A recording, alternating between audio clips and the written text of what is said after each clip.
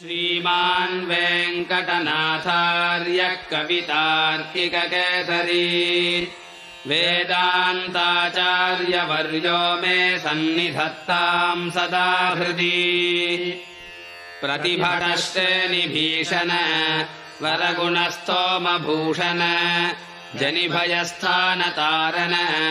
जगदवस्थानकारण निखिलदुष्कर्मकर्षण निगमसद्धर्मदर्शन जय जय श्री सुदर्शन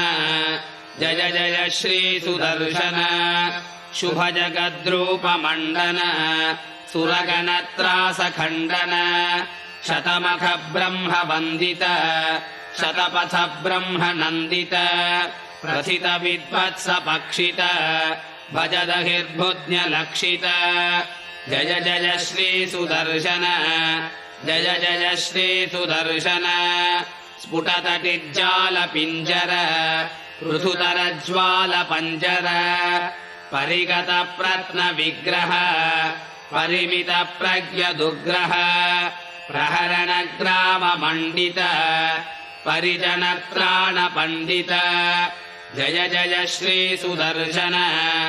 जय जय श्री सुदर्शन निजपदप्रीतसद्गण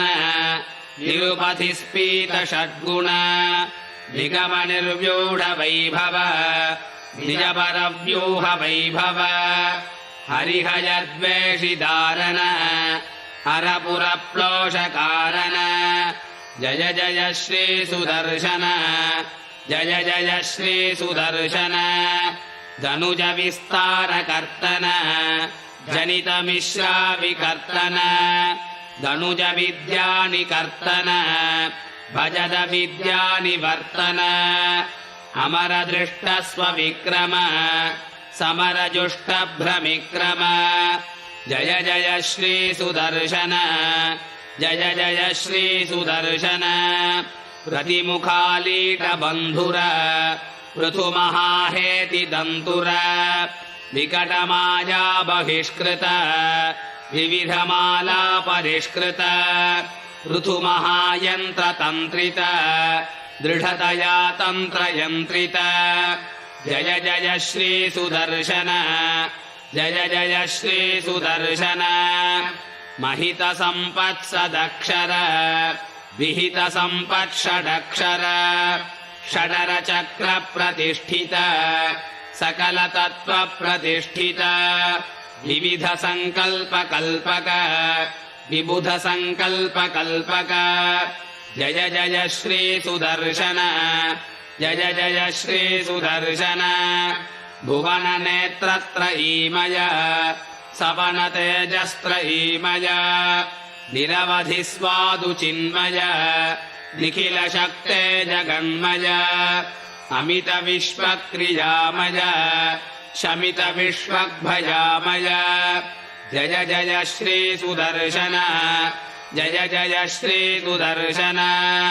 द्विचतुष्कमिदम् प्रभूतसारम् पठताम् वेङ्कटनायकप्रणीतम् विषमेऽपि मनोरथः प्रधावन्न विगण्येत रताङ्गधुर्यगुप्तः कवितार्किकसिंहाय कल्याणगुणशालिने श्रीमते वेङ्कटेशाय वेदान्तगुरवे नमः।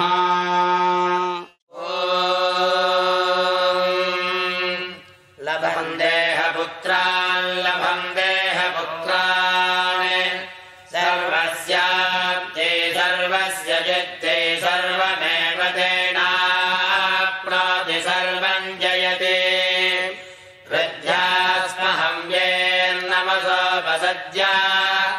मित्रम् देवम् मित्रधेयन्नोऽस्तु अनोराधानि हविषा वर्धयन्तः सदञ्जीवेम शरदः सवीराः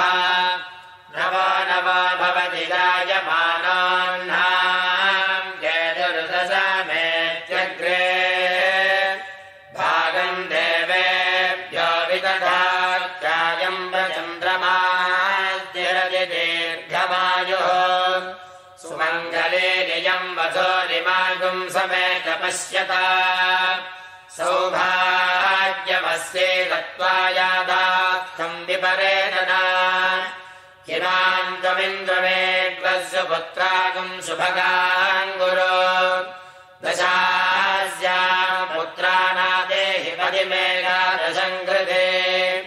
शतमानम् भवति शतायुः पुरुषः शतेन्द्रिय आयुष्येवेन्द्रिये प्रतिष्ठते श्रेर्मज्जस्ववायुष्यमारोग्यमापिधाच्चोभमानम् महीयते धान्यम् धनम् पशुम् बहुपुत्रलाभम् शतसंवत्सरम् दीर्घमायुः